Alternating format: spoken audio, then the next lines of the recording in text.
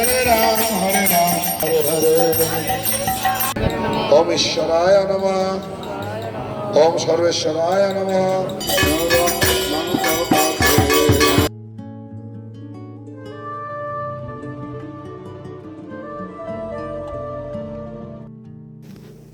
হরে কৃষ্ণ, সুপ্রভাত।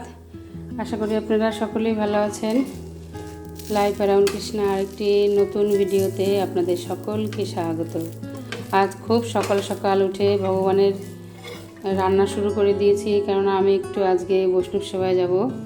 তাই সকালবেলা আজকে ভগবানকে সকালের ভোগে পাটিসাপটা বানিয়ে দিচ্ছি। ভগবানকে স্নান টান করিয়ে ড্রেস পরিয়ে ভগবানকে বসিয়ে দিয়েছি। এখনই ভগবানকে গরম গরম পাটিসাপটা দেব। তারপরে পাশে অন্ন বসিয়ে দিয়েছি, এখানে পাশে অন্ন বসিয়েছি। বসে আবার ভগবানকে ভোগ লাগিয়ে আজকে বেশি একটা তরকারি রান্না করব না। ভগবানকে ওই 1-2 তরকারি রান্না করে আবার বৈষ্ণব সেবায় যেতে হবে।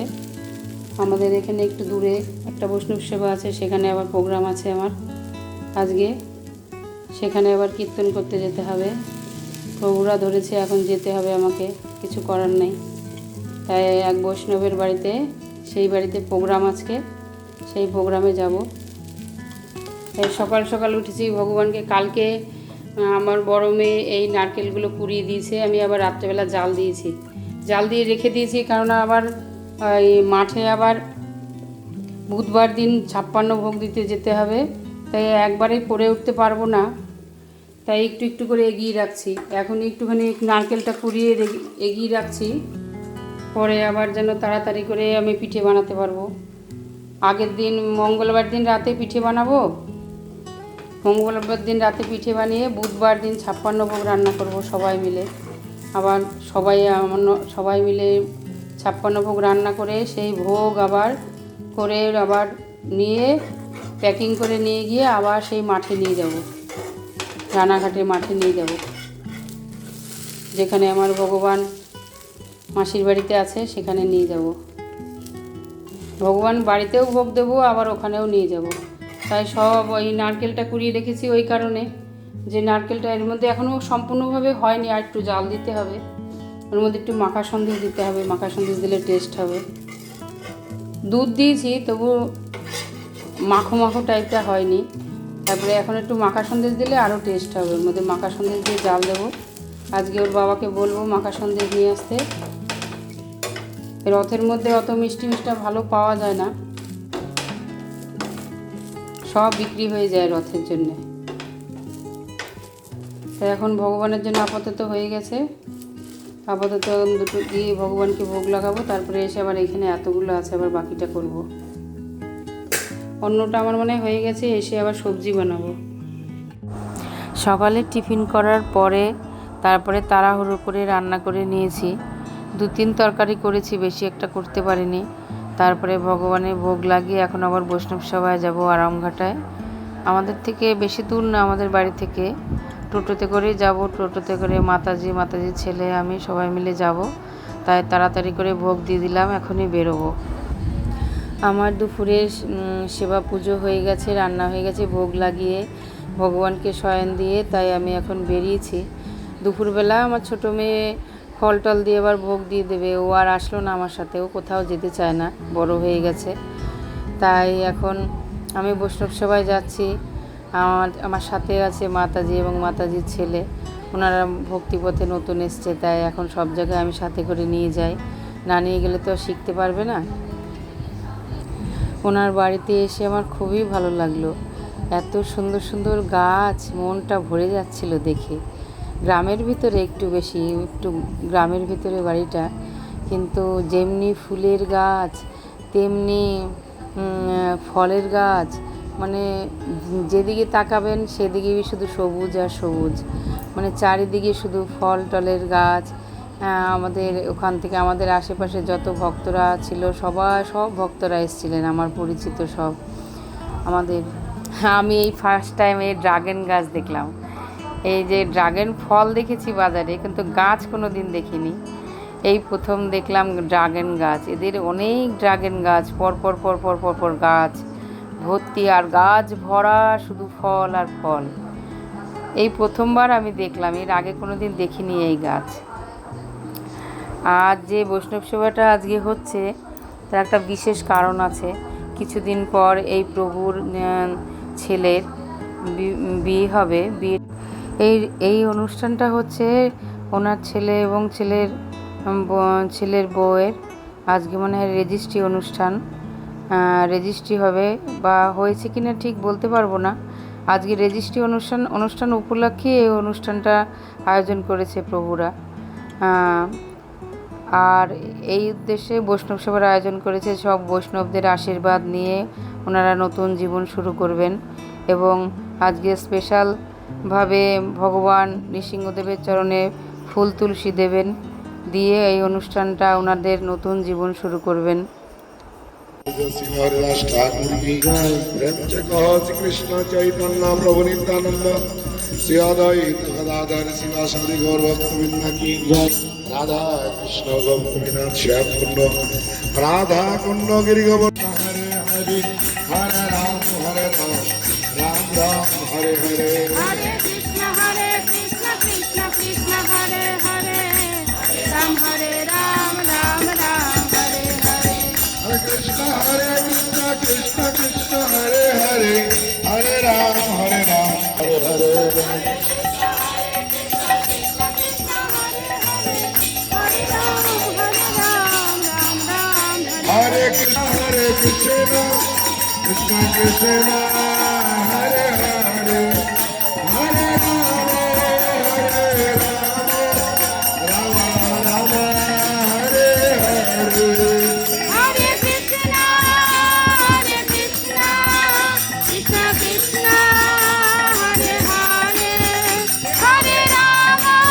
জি কীর্তন করার পরে আমি অনেকক্ষণ কীর্তন করেছি, তারপরে ভজন করেছি। সেটার ভিডিও করা হয়নি, কেননা অনেক সময় ভিডিও করা হয়ে ওঠে না পরিস্থিতি অনুসারে। খুব সুন্দর কীর্তন হয়েছিল। আমি যখন কীর্তন করছিলাম সব ভক্তরা সঙ্গে একসাথে কীর্তন করছিল, খুবই ভালো লাগছিল। সব মাতাজিরা প্রভুজিরা সবাই একসাথে মিলে সবাই কীর্তন করেছি। हरे राम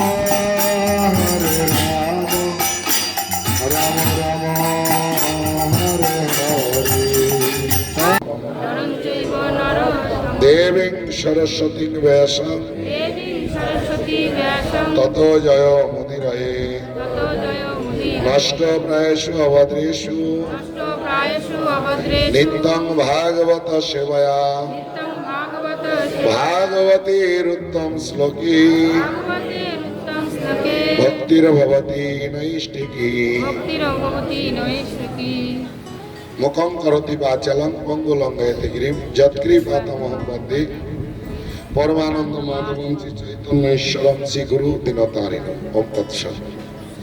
उपस्थित भक्तमंडলী মাতৃমণ্ডলী সবাইকে আন্তর্জাতিক কৃষ্ণ ভাবনামৃত সংঘ ইসকনের পক্ষ থেকে হার্দিক ধন্যবাদ জ্ঞাপন করছি আজকের এই মধ্যাহ্নকালীন ভাগবতী অনুষ্ঠানে যোগদান করার জন্য। গুণ এবং স্বভাব অনুসারে চারটি বর্ণ, চারটি আশ্রম সৃষ্টি করলেন। চাতুর্বর্ণং ময়া সৃষ্টং গুণ কর্ম বিভাগস। গুণ এবং কর্ম অনুসারে চারটি বর্ণ আশ্রম। বর্ণ কি? ব্রাহ্মণ, ক্ষত্রিয়, বৈশ্য, শূদ্র। আশ্রম কি? ব্রহ্মচর্য, গৃহস্থ, বানপ্রস্থ, সন্ন্যাস। তো এই বর্ণ এবং আশ্রম প্রথার যে সৃষ্টি করলেন, এর মূল উদ্দেশ্য হচ্ছে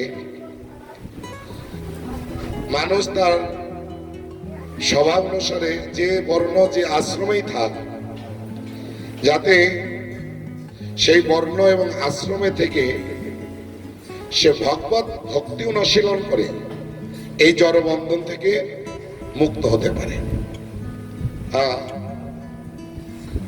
আর এই বর্ণাশ্রমের মূল উদ্দেশ্য হচ্ছে ভগবত ভক্তি ও ভগবানকে আরাধনা করা।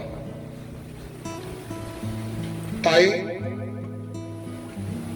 আমরা আমাদের কর্ম অনুসারে কেউ ব্রাহ্মণ, কেউ ক্ষত্রিয়, কেউ বৈশ্য, কেউ শূদ্র, কেউ ব্রহ্মচারী, কেউ গৃহস্থ, কেউ বানপ্রস্থি, কেউ সন্ন্যাসী। এত প্রত্যেকটা বর্ণ আশ্রমের উদ্দেশ্য হচ্ছে ভগবত আরাধনা। হ্যাঁ, তাই আমরা যদি দেখি যে এই যে প্রত্যেকটা বর্ণের স্ব ধর্ম আছে। ব্রাহ্মণের স্বধর্ম কি?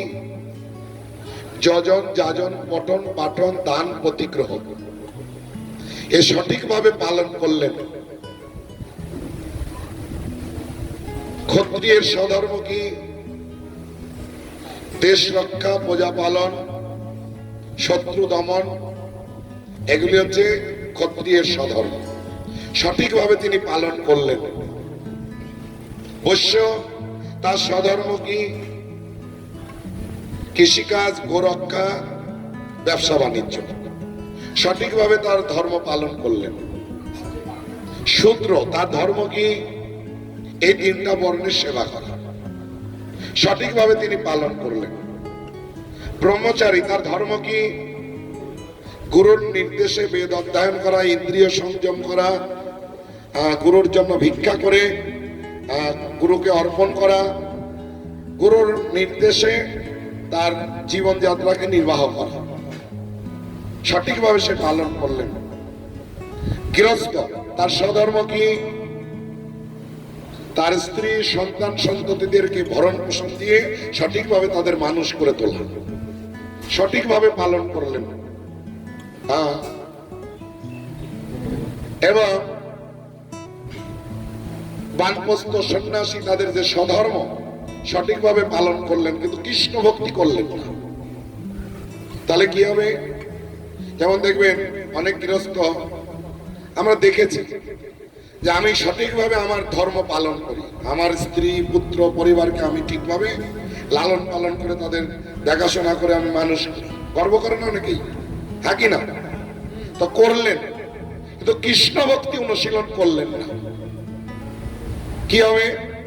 চৈতন্য চরিতামৃতে বলছেন, চারি বর্ণ আশ্রমে যদি কৃষ্ণ নাই ভজে, স্বধর্ম করিলেও রৌরবে পরিমজে।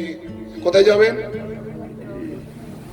আপনার স্বধর্ম আপনি সঠিকভাবে পালন করলেন, কিন্তু কৃষ্ণ ভক্তি, কৃষ্ণ ভজনা করলেন না, কোথায় যাবেন? তাই গর্বের কোনো বিষয় নয়। হ্যাঁ, তাই শ্রীমদ্ ভাগবতমে প্রথম স্কন্ধে সম্ভবত 3য় অধ্যায় বর্ণনা করা হয়েছে 13 নম্বর শ্লোকে, অত পুম্বীর দ্বিজ শ্রেষ্ঠ বর্ণাশ্রম বিভাগ সমষ্টিত সংসিদ্ধি হরিতোষণম। তাই হে ব্রাহ্মণ, এটা সিদ্ধান্ত করা হয়েছে যে এই বর্ণাশ্রমের যে অতপম্বীর দ্বিজ শ্রেষ্ঠ বর্ণাশ্রম বিভাগ, এই যে বর্ণাশ্রম বিভাগ যে করা হয়েছে এর মূল উদ্দেশ্য কি? ধর্মস্ব, বর্ণাশ্রম অনুসারে যে ধর্ম করবে এই ধর্মের চরম লক্ষ্য হচ্ছে সংসিদ্ধি হরিতোষণম, ভগবান শ্রীহরিকে সন্তুষ্টি বিধান করা। হ্যাঁ, এই যে যার ধর্ম আমরা করব আমাদের বর্ণ অনুসারে, তার চরম লক্ষ্য হচ্ছে যে সেই ধর্মের মাধ্যমে যেন ভগবান শ্রীহরি সন্তুষ্ট হয়। হ্যাঁ, এটাই হচ্ছে সিদ্ধান্ত। তাই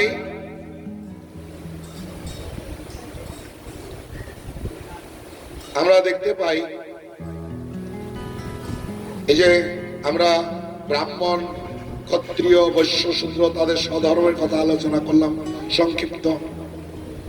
হ্যাঁ, তারপরে হচ্ছে ব্রহ্মচারী। আমাদের জীবনের 4টা স্তর। অপ্সরদের নিয়ে এসে সেখানে জল কেলি করছিলেন, জল কেলি করতে করতে কুমির খেলছিলেন, মানে ডুব দিয়ে ও গিয়ে ওর পা ধরে টেনে নিয়ে আসবে, এ গিয়ে ওর পা ধরে, এরকম কুমির খেলছিলেন। তো ওটা খেলতে খেলতে বুঝতে না পেরে ওই দেবল ঋষি গায়ত্রী করছিলেন, আর সেই অবস্থায় ওর পা ধরে টেনে নিয়ে এসছে। তখন দেবল ঋষির তপস্যা ভঙ্গ হয়েছে, গায়ত্রী ভঙ্গ হয়েছে। আর দেখছেন এই হৌ নামে গন্ধর্ব, তখন বললেন যে তুমি মুনি ঋষিদের কিভাবে সম্মান দিতে হয় জানো না, আর এরকম অপ্সরা নিয়ে এসে এইখানে মুনি ঋষির তপভূমিতে তোমরা এরকম জলকেলি করছো, আর কুমির হওয়ার শখ হয়েছে তোমার না? তখন জল নিয়ে মন্ত্রপুত করে গায়ে ছিপে দিলে জল কুমির হয়ে যাবে। তো তখন ওই গন্ধর্ব বুঝতে পেরে তাকে গিয়ে ক্ষমা ভিক্ষা করলেন যে ঋষিবার আমার ভুল হয়েছে, আমাকে ক্ষমা করুন, আমার এই অভিশাপ আপনি মুক্ত করুন। তো বলো তোমাকে কুমির জনই প্রাপ্ত হতেই হবে, তবে তুমি যখন আমার শরণাগত হয়েছ তোমাকে আমি আশীর্বাদ দিচ্ছি, তুমি এই কুমির জনি থেকে ভগবানের সুদর্শন চক্রের মাধ্যমে রক্ষা পাবে, মুক্ত হবে। সেখানে সে বিরাজ করছেন। তো এই হাতি তার ছেলে স্ত্রী পুত্র নিয়ে ওই সরোবরে এসে প্রতিদিন জল কেলি করে, আর ওই সরোবরের সমস্ত যে মানে প্রাণীগণ অবস্থান করছে তাদের জীবনযাত্রায় অসুবিধা হচ্ছে। এটা দেখতে পেয়ে কুমির একদিন সেই হাতিকে আক্রমণ করে তার ঠ্যাং কামড়িয়ে ধরেছে। এখন এই হাতি এই কুমিরের হাত থেকে রক্ষার জন্য যুদ্ধ চলছে। বলছে 10,000 বছর ধরে হাতি আর কুমির তারা দুইজন যুদ্ধ করেছিলেন, কিন্তু এই হাতি কুমিরের হাত থেকে তিনি যুদ্ধ করে মুক্ত হতে পারেনি। হাতির শরীর বড় হলেও হাতির শক্তি হচ্ছে ডাঙায়, আর কুমিরের শক্তি হচ্ছে জলে। তাই বলে না জলে বাস করে কুমিরের সঙ্গে যুদ্ধ করা, এরকম বলছে না একটা প্রবাদ বাক্য। হ্যাঁ, তাই হাতি চিন্তা করলেন আমি এত বড় একটা দেহ আর এই সামান্য একটা কুমির, তার হাত থেকে আমি অনায়াসে নিজেকে রক্ষা করব। যখন এইভাবে 10,000 বছর যুদ্ধ করেও নিজেকে রক্ষা করতে পারলেন না, তখন চিন্তা করলেন আমার স্ত্রী পুত্র এরা আমাকে এই কুমিরের হাত থেকে রক্ষা করবে। তখন তাদের শরণাগত হলেন। তখন স্ত্রী পুত্ররা এসে ওই হাতির পেছনে সুর দিয়ে পা ধরে, এ ওর পা ধরছে সুর দিয়ে, ও তার পা ধরছে সুর দিয়ে, এভাবে পেছন থেকে তারা টানছে। কিন্তু যতদিন যাচ্ছেন হাতি তো খাওয়ার কিছু পাচ্ছেন না, আর এই কুমির পা ধরে ওই হাতির রক্ত খাচ্ছে আর শক্তি পাচ্ছে। এইভাবে পরিণামে তার স্ত্রী পুত্র পরিবার কেউ তাকে রক্ষা করতে পারলেন না। তখন ওই মানে অগস্ত্য ঋষির আশীর্বাদ যে তুমি যখন বিপদে পড়বে এই বিপদ থেকে কেউ তোমাকে রক্ষা করতে পারবে না, ভগবানকে স্মরণ হবে, আর ভগবানের শরণাগত হলে তখন ভগবান তোমাকে এই বিপদ থেকে রক্ষা করবে। তাই হাতি সেই আশীর্বাদ অনুসারে যখন কেউ তাকে রক্ষা করতে পারলেন না তখন ভগবানকে স্মরণ। তো ওই সরোবরে 1000 দল বিশিষ্ট পদ্ম ফুল ছিল, সুর দিয়ে তুলে সেই সুর দিয়ে সেই পুষ্প ভগবানকে অর্পণ করলেন। আর ভগবান বৈকুণ্ঠ থেকে এত দ্রুত বেগে তিনি হাতিকে রক্ষা করবার জন্য এসেছিলেন। যখন হাতি তার শরণাগত হলেন, বলছে তার উত্তরীয় খুলে চলে গেছে। এত দ্রুত বেগে এসে সেই হাতিকে এই কুমিরের হাত থেকে রক্ষা করলেন, ওই কুমিরকে সুদর্শন চক্র দিয়ে ছেদন করলেন। হ্যাঁ, তো এখানে এই শিক্ষা হচ্ছে এই যে এই যে জগৎ এটা হচ্ছে সরোবর, সমুদ্র, আর মায়া হচ্ছে কুমির। হ্যাঁ, আর আমরা সবাই এই কুমিরের দ্বারা আক্রান্ত, আর আমরা এর থেকে রক্ষা পাওয়ার জন্য প্রত্যেকে নিজে নিজে প্রচেষ্টা করছি যে আমি নিজেকে নিজে রক্ষা করব। তারপরে যখন নিজে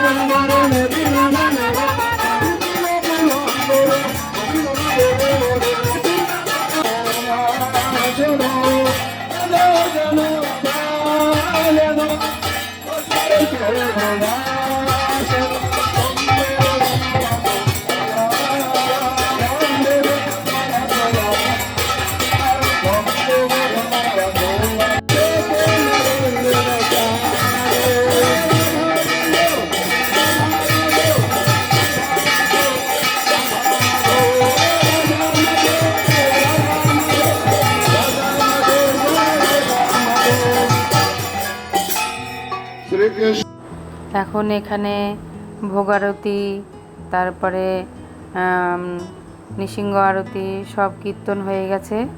এখন ওনাদের অনুষ্ঠান শুরু হয়েছে, যে যার উপলক্ষে এখানে আজকে বৈষ্ণব সেবার আয়োজন হয়েছে।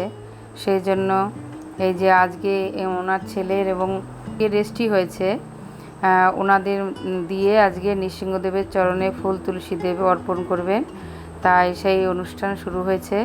তাই এখানে প্রভুর সামনে প্রভু মন্ত্র উচ্চারণ করবে, 108টা নৃসিংহদেবের অষ্টোত্তর শতনাম বলবেন। আর ওনার পুত্রবধূ এবং পুত্র দুজনেই এখন একজন ফুল দিচ্ছেন আর একজন তুলসী দিচ্ছেন। দেওয়ার পরে তারপরে আবার ওনারা আরতি করবেন ভগবানকে। আরতি করার পরে এখানে সব বৈষ্ণবদেরও উদ্দেশ্যে আরতি নিবেদন করলেন। করার পরে তারপরে প্রসাদ হলো। প্রসাদ হওয়ার পরে তারপরে আমরা